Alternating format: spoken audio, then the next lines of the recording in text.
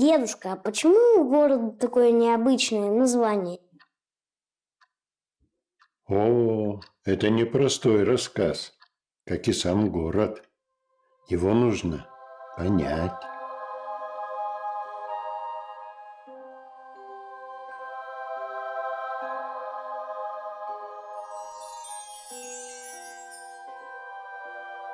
Чебоксары – это город с многовековой, богатой историей, со своими преданиями, мифами и загадками, которые мы сейчас с тобой попробуем разгадать. Русское название города – Чебоксары, чувашское – Шупашкар. Кажется, что оба названия очень похожи по звучанию, однако они имеют различные значения. И мы не знаем, какое из этих названий города было первоначальным. Дедушка, а что же такое Шупашкар? Версий несколько. Одна из чувашских легенд гласит, что старик Шупаш со своим внуком во время долгих скитаний однажды пришел к прозрачному роднику напиться воды. Вода оказалась чистая и вкусная, а места, окружавшие родник, поразили путников своей красотой. Поэтому они решили здесь остаться. Возможно, это просто красивая легенда. По версии некоторых ученых, слово происходит от тюркского «су-баши», что означает «глава войска». Следовательно, чувашское название означает «город военно-начальника». По другой версии, это переводится как «крепость Шубаша», то есть укрепленное поселение, главой в котором был некий Шубаш. Тогда легенда может оказаться правдой. Старик Шубаш действительно пришел сюда со своим верным оруженосцем напиться воды из родника и основал поселение. Другая версия происхождения названия также связана с водой. Шупашкар в переводе с чувашского «водой огражденный». Город в самом деле, согласно картам, с одной стороны был огражден Волгой, с двух других – многоводной в те времена рекой Чебоксаркой, а с четвертой стороны – еще и рвом с водой. Еще одна версия. В Вологодской области есть поселок Чебсара, созвучный слову Чебоксары. Считается, что название исходит из финно-угорского языка.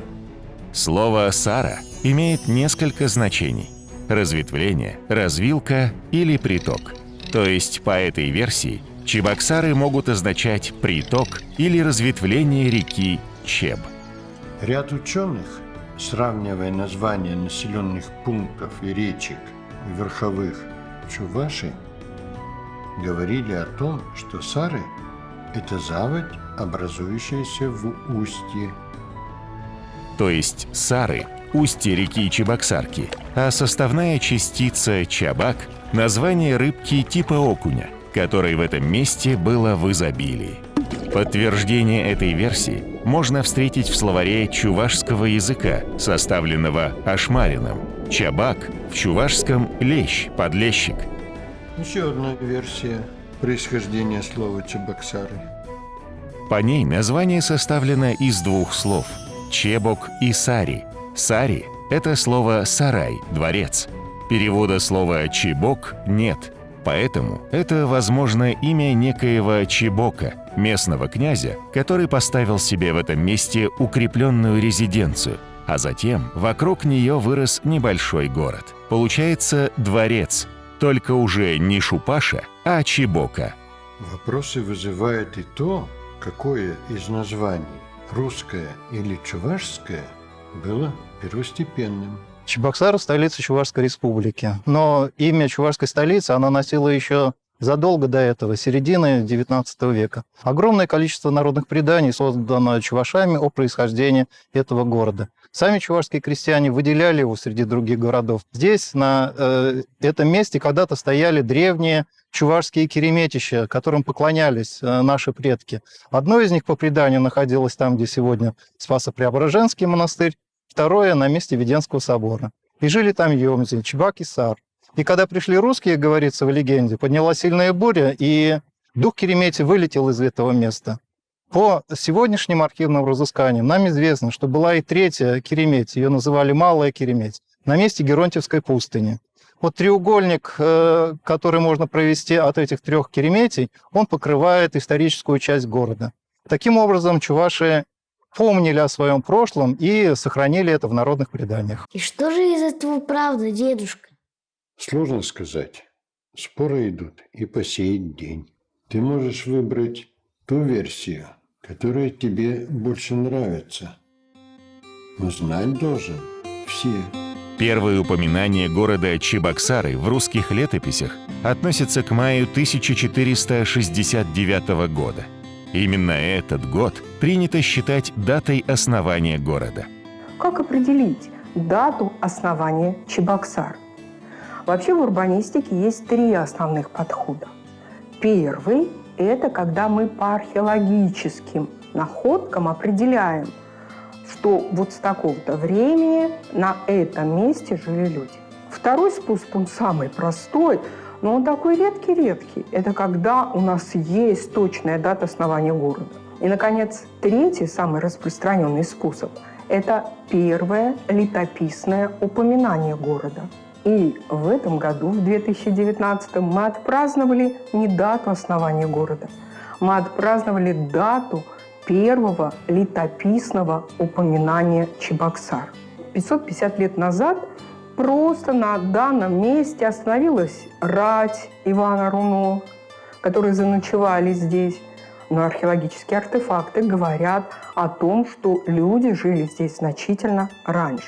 В летописи, описывающей поход русских войск воеводы Ивана Дмитриевича Руно из Нижнего Новгорода на Казань, Чебоксары упоминаются как хорошо известное поселение на Волжском пути. Ночевали на Чебоксарке, а от Чебоксаря шли весь день. Да и ночь всю шли, а приедоша под Казань на ранней заре. Наименование города здесь употребляется в форме единственного числа – Чебоксар. При раскопках археологами в Чебоксарах был найден фрагмент берестяного сосуда с русской надписью и орнаментом, датируемый первой четвертью XVI века. Говоря об археологии Чебоксар, можно сказать, что она начала изучаться достаточно давно, еще с довоенного времени, но планомерно, целенаправленно лишь с 1969 года, когда появилась новостроечная экспедиция, связанная с строительством Чебоксарской ГЭС. И тогда наш город стал достаточно масштабно изучаться. Экспедиция действовала с 1969 по 1973 год, а также активные работы шли в 1979-80 годах. Потом шел длительный перерыв в изучении города, и возобновились они уже в 2000-е годы и уже в другой части города, топографически в верхней части, в кремлевской части в основном города. Именно благодаря археологии удалось понять истинный возраст города. А истинный его возраст отличается от заявленной даты в 550 лет, юбилейной даты. Город на самом деле старше на порядка где-то 200 лет. Историки же утверждают, что населенный пункт здесь существовал и раньше, и был основан еще в XIII веке переселенцами из болгарского города Сувар. По данным археологических раскопок, на месте города Чебоксары в XIII-XIV веках существовало булгаро-чувашское поселение. Найдена, например, болгарская керамика, которая была известна еще до 1236 года. Одной из наиболее массовых находок среди археологических артефактов является керамика. Особенностью чебоксарской керамики является то, что эта керамика появляется с приходом русских. Поэтому большая ее часть относится и к русской керамической традиции. Среди них встречается как белоглиняная керамика, сероглиняная, ну и самая поздняя – это поливная, которая встречалась до середины 20-го столетия. Сегодня Чебоксары, Шупашкар – большой город, столица Чувашской республики, ее административный, экономический и культурный центр. Город удобно расположен на высоком правом берегу Волги, в 678 километрах к востоку от Москвы. В древности город был полностью окружен водой. Это важно было для обороноспособности. С одной стороны Волга, с двух других Чебоксарка, с четвертой стороны был широкий ров с водой. И в наше время город окружает вода. Река Волга, Чебоксарское водохранилище, реки Чебоксарка и Кайбулка.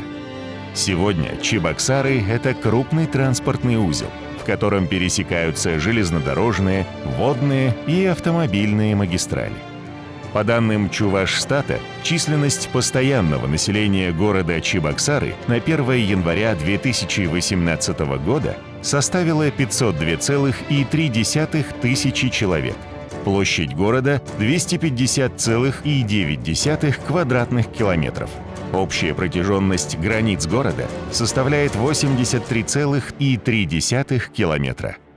Климат здесь умеренно континентальный. Зима морозная, снежная, продолжительностью в среднем 5 месяцев. Лето теплое, иногда жаркое, продолжительностью 3 месяца.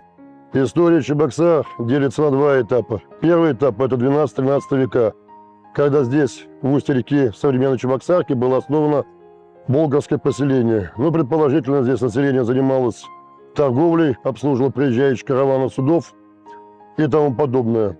После 1552 года, когда пало Казанское ханство, начинается новый этап истории Чебоксар. Как известно, горная сторона, территория современной Чувашии, она взошла в состав русского государства в 1551 году. На следующий год покорена левобережная сторона, это территория Казанского ханства, и таким образом вся территория Среднего Поволжья оказалась в составе русского государства.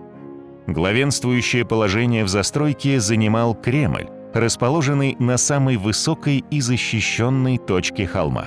С севера и юга подступы к Кремлю были затруднены естественными обрывистыми склонами. С запада преградой для неприятеля служил глубокий ров длиной 200 саженей. В 1551 году, когда территория Чувашии вошла в состав русского государства, по велению Ивана Грозного строится ряд крепостей, и в том числе город-крепость Чебоксар. В июне месяце 1555 года в наш край прибывает архиепископ Свияжский и Казанский Гурий. Он освящает место на строительство крепости иконой Владимирской Божьей Матери. Эта икона и по сей день охраняет наш город. Она сейчас у нас находится в Веденском кафедральном соборе. С востока к Кремлю примыкал посад, развивающийся в одном восточном направлении. Возможно, что Чебоксарский Кремль возводился под руководством именитого в годы правления Ивана IV дьяка Ивана Выродкова. Удобное месторасположение поселения привело к расширению области деятельности горожан. Кроме военных, здесь появились торговцы, ремесленники, священнослужители. То есть крепость превращалась в быстро развивающийся город. В XVI – первой половине XVII века была построена первая соборная Введенская церковь. Сперва полотняная, а затем каменная. В 1566 году по указу царя Ивана Грозного на территории посада был создан Свято-Троицкий мужской монастырь.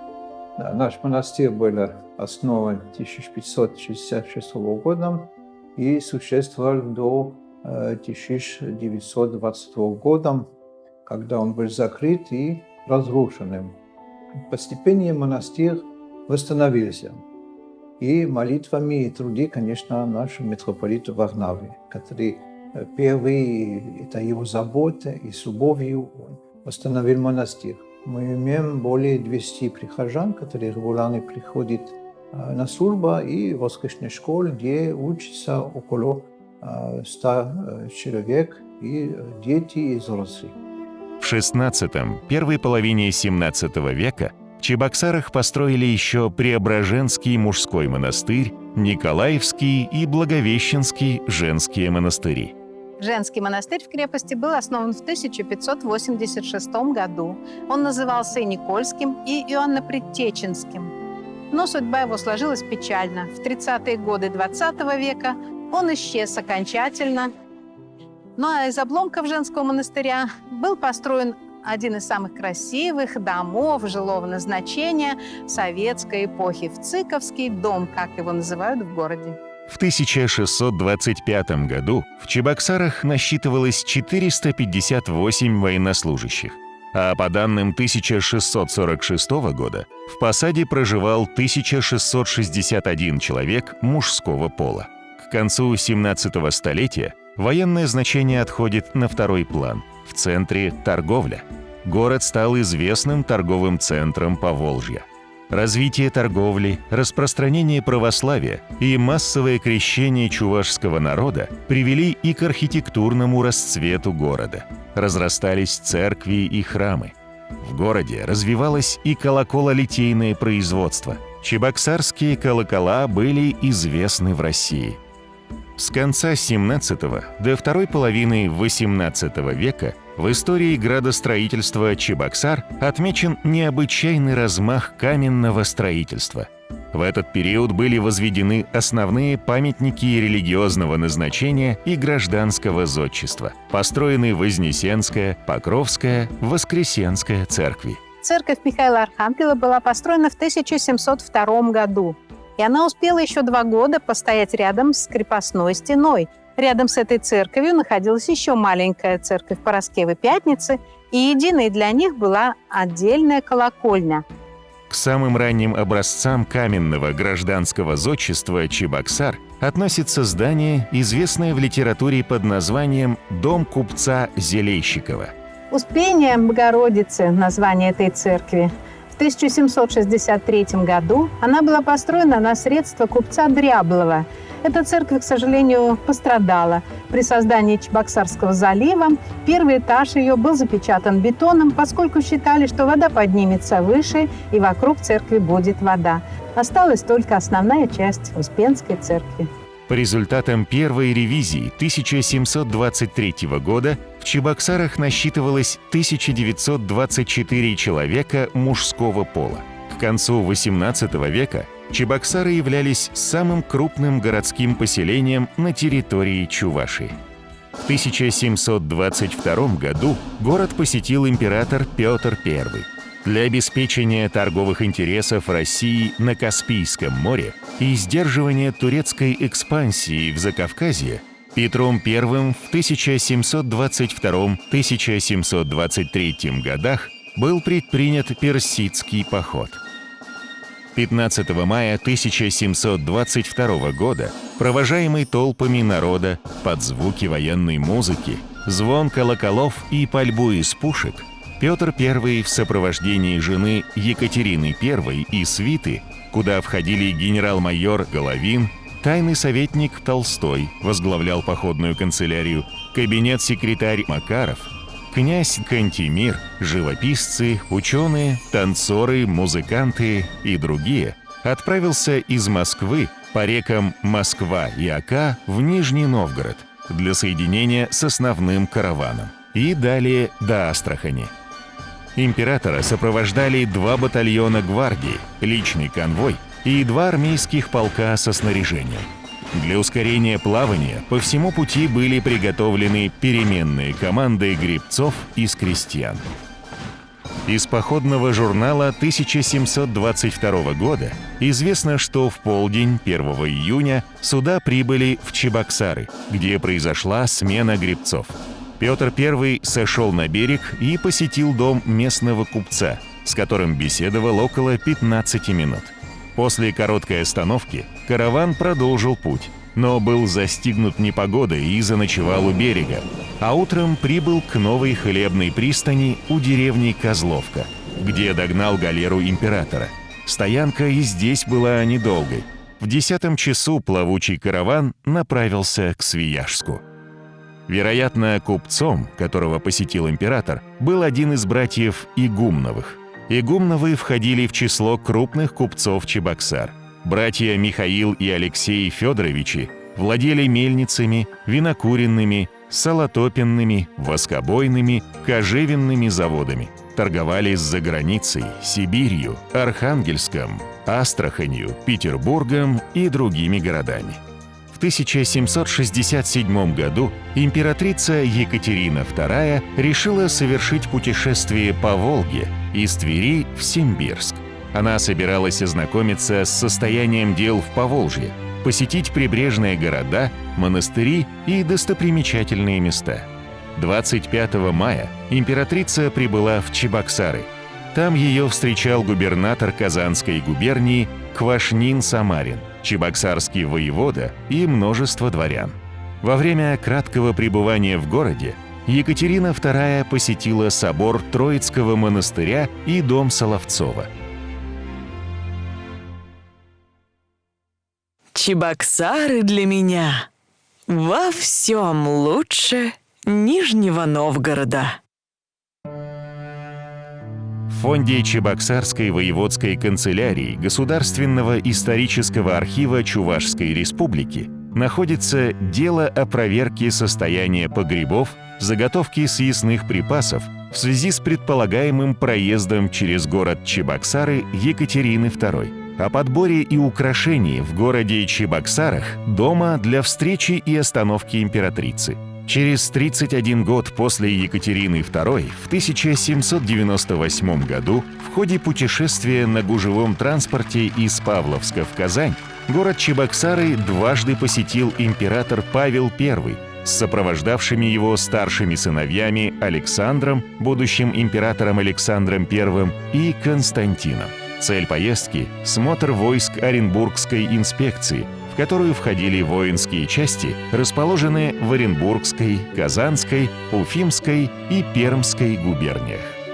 23 мая гости остановились в городе на обед, а на обратном пути, в ночь с 30 на 31 мая, на ночлег в доме купца первой гильдии Клюева. Дом купца Клюева располагался на Покровской улице, на правом берегу реки Чебоксарки, перед Покровской церковью. Теми же улицами, по которым ранее изволил проехать Павел I, проехал и Александр Пушкин на пути в Оренбург. Бывали в городе Александр Радищев, Николай Некрасов, Лев Толстой, Гавриил Державин. Академик Йоган Готлиб Георгий, посетивший Чебоксары в 1774 году, писал: 13 красивых каменных церквей, 4 монастыря, ратуша и некоторые солидные купеческие дома придают городу приятный вид. Несмотря на всю значимость и красоту каменных строений, они составляли лишь малую часть построек в городском ансамбле того времени. В большинстве своем город оставался деревянным и часто страдал от пожаров. Основное занятие жителей была торговля, и не случайно. Когда город наделяли землей, оказалось, что выгонные земли уже заняты землями помещиков. У чебоксарцев не было возможности заниматься сельским хозяйством, как жителям других городов. Оставалось заниматься торговлей и предпринимательством. XVIII век – это время расцвета Чебоксар как торгово-промышленного центра. Основной торговлей являлась торговля хлебом. Разбогатев на этой торговле, чебоксарские купцы вкладывали средства в промышленность. Крупные пожары произошли в 1704, 1720, 1755, 1758 и 1773 годах. После крупнейшего пожара 1773 года выгорело более 2/3 территории Чебоксар. Был нанесен сильнейший экономический ущерб городу и чебоксарскому купечеству. В докладе казанского губернатора фон Бранта, направленном в Сенат, сказано: апреля 30 числа в городе Чебоксарах был пожар, в котором сгорело церквей 29, обывательских домов 717, заводов кожевенных, сальных и колокольных 14, кладовых на пристанях, амбаров с хлебными и другими припасами 49, торговых лавок с мелочными товарами 38, казенный амбар с илецкой солью, питейных домов с ледниками и напитками 4. В конце 17-го, в начале 18 века начинается развитие градостроительства. И все же, какую из попыток можно считать первым генеральным планом? Это официальный план города, завизированный Екатериной II от 27 августа 1773 года. В нем уже речь не шла о реальности, а говорилось о перспективах развития. Поэтому генеральному плану не предусматривался рост города, его границы оставались все те же. Они фиксировались городским валом и рвом, которые брали город в кольцо. Половину из того, что было в первом плане, не получилось реализовать. В этом плане был второй генеральный план, который утвердил Николай I в 1829 году. Рост города уже шел на юг, в сторону речки Трусихи. Все же в конце XIX века план города получил более упорядоченную структуру, и к 1913 году из 1000 домов 1/3 была уже каменная. По статистике, в 1879 году проживало 4498 человек, 2308 женщин, 2190 мужчин, в том числе 2450 мещан, 277 купцов, 146 дворян. В начале XIX века население его составляло 5500 жителей, а промышленность ограничивалась лесопилкой и несколькими маленькими заводами. В 1880 году здесь насчитывалось 783 дома, в том числе 33 каменных, 91 лавка и магазин, 3 училища, 2 больницы, 1 банк. В XIX веке город переживает упадок экономический. Рост замедляется, более того, в первой половине XIX века даже почти останавливается рост. Многие производства закрываются, промышленники переезжают в другие города, в Казань, Нижний, в Москву, конечно же. И поэтому чебоксары как бы останавливаются в своем развитии.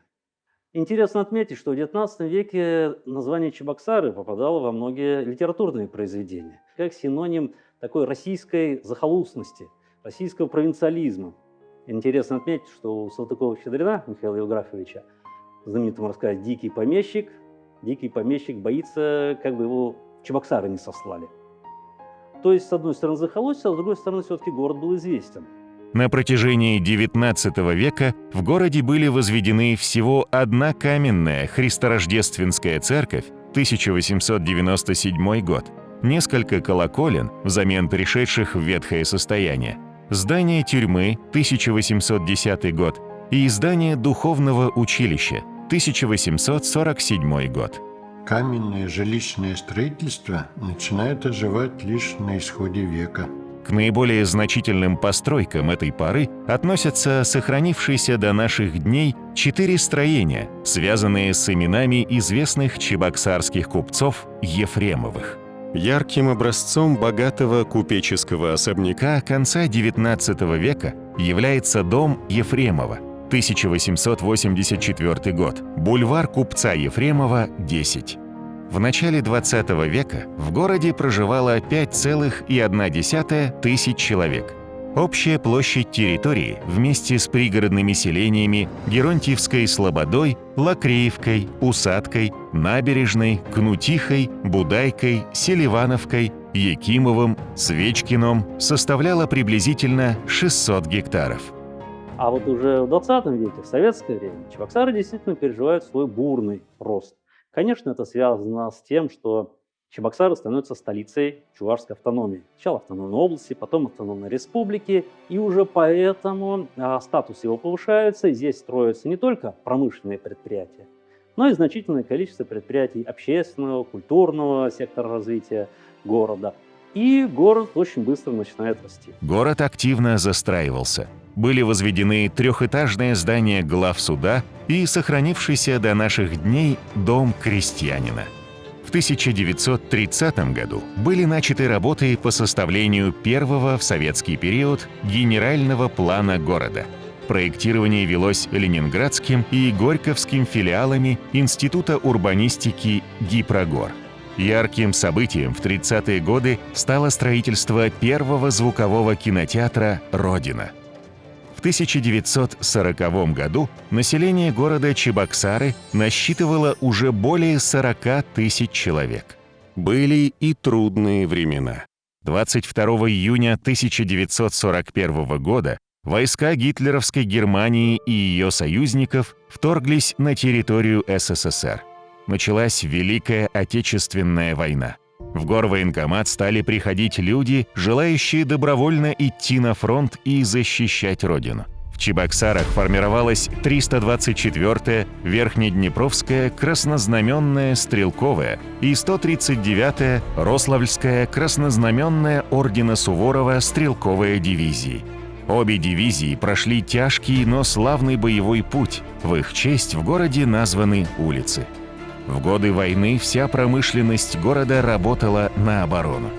В декабре 1941 года на вступившем в строй секретном 320-м заводе, позднее он стал называться «Завод имени Чапаева», была выпущена первая партия авиабомб ТГ-50. После начали выпускать и торпедно-зажигательные патроны, светящиеся бомбы, дымовые шашки. Завод освоил производство 15 видов боеприпасов, в том числе впервые в СССР осветительных бомб и парашютных ракет. 4 ноября 1941 года город Чебоксары подвергся немецкой бомбардировке. 22 бомбы упали на столицу Чувашской республики, и в результате этого авиаудара 2 человека погибли и 18 получили ранения. Здесь представлен акт, который был составлен 5 ноября на следующий день. По результатам этой бомбардировки несколько зданий в Чебоксарах были разрушены, одно уничтожено.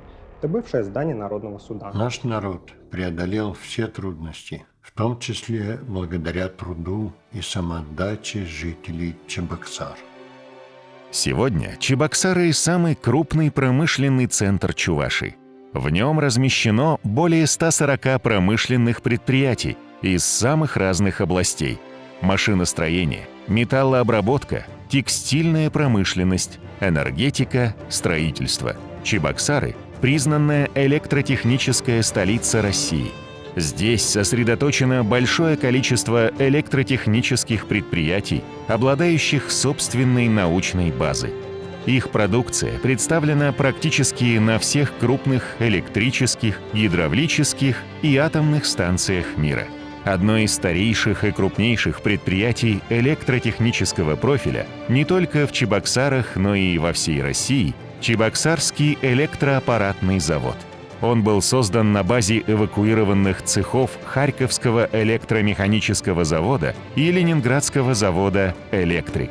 В Чебоксарах расположен гигант машиностроения – концерн «Тракторные заводы». Тяжелые тракторы, трубоукладчики, бульдозеры и погрузчики его производства помогают добывать нефть, уголь и драгоценные металлы, строить дома и прокладывать дороги. Широко известен завод имени Чапаева, выпускающий химическую продукцию и потребительские товары. Приборостроительный завод «Элара» имени Ильенко, трикотажная и лентоткацкая фабрики и многие другие предприятия. Действуют ТЭЦ-1 и ТЭЦ-2, мебельная фабрика и предприятия пищевой промышленности. Часто можно услышать, что Чебоксары – один из известных культурных центров Поволжья. Этому определению есть множество доказательств. В городе работают более 20 музеев. Некоторые из них особенно интересны. Например, тракторный музей и музей пива. Традиции пивоварения в Чувашии чтутся до сих пор. Чувашский национальный музей, основанный в 1921 году, является крупнейшим культурно-образовательным центром Чувашии и хранилищем духовной и материальной культуры народов, издревле населявших территорию республики. Коллекции музея охватывают период от каменного века до наших дней. В городе расположено несколько театров – оперы и балета, чувашский и русский драматические, филармония, кукольный театр, а также и театр юного зрителя имени Михаила Сеспеля. Свидетельством высочайшего уровня этих культурных заведений являются мероприятия всероссийского и даже мирового уровня, регулярно проводимые в Чебоксарах. Много артистов, живущих и работающих в театрах города, носят звание народных и заслуженных артистов Чувашской Республики и РФ. Здесь, в Чувашском академическом драматическом театре имени Иванова, уже более 50 лет трудится народный артист СССР, лауреат государственных премий Чувашской Республики и Российской Федерации Яковлев Валерий Николаевич. С 1990 года он является художественным руководителем театра. Его супруга также работает в Чувашском драмтеатре. Здесь же работает ведущая актриса театра Вера Кузьминична Кузьмина, советская чувашская театральная актриса, мастер художественного слова, народная артистка СССР. А это наша мать-покровительница. Верно. Это одна из доминант города. Монумент «Мать-покровительница», ставший своеобразным символом чувашской столицы. Памятник производит впечатление своими размерами. Его высота 46 метров и вызывает ассоциации со знаменитой статуей Христа Искупителя в Рио-де-Жанейро. Мемориальный парк «Победа» – место памяти. Располагается на холме, который возвышается над всем городом. Его отлично видно с берегов Чебоксарского залива. Первый монумент воинской славы здесь поставили в 1980 году. Фигуры матери со знаменем в руках и преклонившего перед ней колено солдата. У подножья холма на гранитном постаменте вечный огонь. Еще одно значимое для города место – Чебоксарский залив. Искусственный залив в историческом центре города, созданный на месте впадения реки Чебоксарки в Волгу. Он уже давно превратился в культурно-рекреационную зону, где местные жители с удовольствием проводят время. В период праздников на набережных проходят различные мероприятия. На выходных люди выбираются сюда прогуляться, поплавать на лодках и поужинать в ресторанах. Рядом с заливом на местном Арбате поставлен памятник Остапу Бендеру и Кисе Воробьянинову. Великий комбинатор эффектно опирается на стул. Рядом в неуверенной позе замер предводитель дворянства. Город Чебоксары, столица Чувашской Республики, в 2019 году отпраздновал свой 550-летний юбилей. Очень отрадно, что к этому моменту город Чебоксары по численности своего населения перевалил полумиллионный рубеж. Сейчас в городе Чебоксары проживает 508 тысяч горожан. Конечно же, город и такой вечно старый, и вечно молодой, тем не менее, праздник прошел в городе на очень высоком уровне. К этому празднику в нашем городе была открыта и построена прекрасная набережная, названа в честь столицы нашей родины, города Москвы, Московской набережной. Город Чебоксары получил статус центра речного круизного туризма, и мы считаем его жемчужиной Волги. Недалеко от Лакреевского леса, прямо у жилых домов, стоит памятник уроженцу Чувашии, третьему космонавту, дважды Герою Советского Союза Андрияну Николаеву. Чебоксары и вся республика Чувашия гордится своими великими спортсменами, олимпийскими чемпионами. Вот лишь некоторые из них. Игнатьев Арделеон Васильевич, мастер спорта СССР по легкой атлетике, чемпион 1954 года и рекордсмен Европы, бронзовый призер 16-х Олимпийских игр 1956 год. Николаева Елена Николаевна, спортсменка, заслуженный мастер спорта СССР по легкой атлетике, серебряный призер 25-х и чемпионка 26-х Олимпийских игр, чемпионка СССР и России, чемпионка мира 2003 год, рекордсменка Европы и мира, победительница 5-го Кубка Европы 2003 года в городе Чебоксары по спортивной ходьбе на 20 километров и Кубка мира 2004 года. У нас республика очень спортивная. Каждый праздник, каждое мероприятие у нас, пока зарядку не сделаешь, праздник не начинается. Хочу пожелать, чтобы все люди, все горожане наши были здоровы в первую очередь.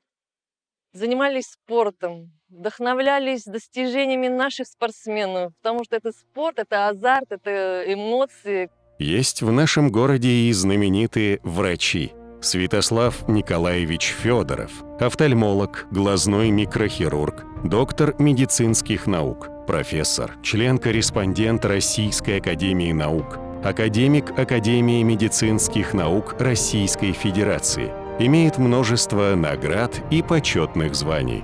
Именно Федоров предложил для замены помутневшего хрусталика искусственный протез. Разработал способ хирургической коррекции близорукости и астигматизма. Принимал участие в создании отечественных моделей инструментов, предназначенных для проведения оперативного вмешательства на стекловидном теле и хрусталике. Разработал способы лечения тромбоза вен сетчатки. По его инициативе в городе Чебоксары был открыт первый в России филиал московского МНТК микрохирургии глаза. Всем известный герой гражданской войны Василий Чапаев родился здесь, в деревне Будайка, которая давно вошла в городскую черту Чебоксар. На территории бывшей деревни Будайка, родины Чапаева, разбит сквер площадью 6 гектаров с дорожками и фонтанами. В парке находится монумент в честь Чапаева. Памятник изображает начдива верхом на коне с поднятой шашкой, именно таким, каким его привыкли видеть в фильмах про гражданскую войну. Личности Чапаева посвящен целый комплекс. В него входят музей, памятник, мемориальный дом, копия крестьянской избы семьи Чапаева, сквер и скульптурная группа из барельефов, изображающих его соратников. В 1890 году родился известный чувашский поэт Константин Васильевич Иванов. Он прожил всего 25 лет, но оставил целую энциклопедию чувашской жизни в поэме «Нарспи». В ней повествуется о трагической любви бедняка к девушке Нарспи, дочери богатых родителей. Поэта называют чувашским Пушкиным, а его имя носит Чувашский академический драматический театр. Подводя итог, хочется еще раз обратить внимание на самые важные факты. Город основан в 1469 году. И на данный момент площадь Чебоксар 250,87 квадратных километров. В составе Чебоксар 3 административных района – Калининский, Ленинский, Московский. Большинство населения по национальности – чуваши, около трети – русские. В незначительном количестве проживают также татары и представители других национальностей – марийцы, мордва, украинцы. Строительство современных зданий и богатая история города делают Чебоксары привлекательным для жизни людей. В городе проживает около 500 тысяч человек, и эта цифра постоянно растет. Дедушка, что было дальше? Мой рассказ подходит к концу, но история на этом не заканчивается.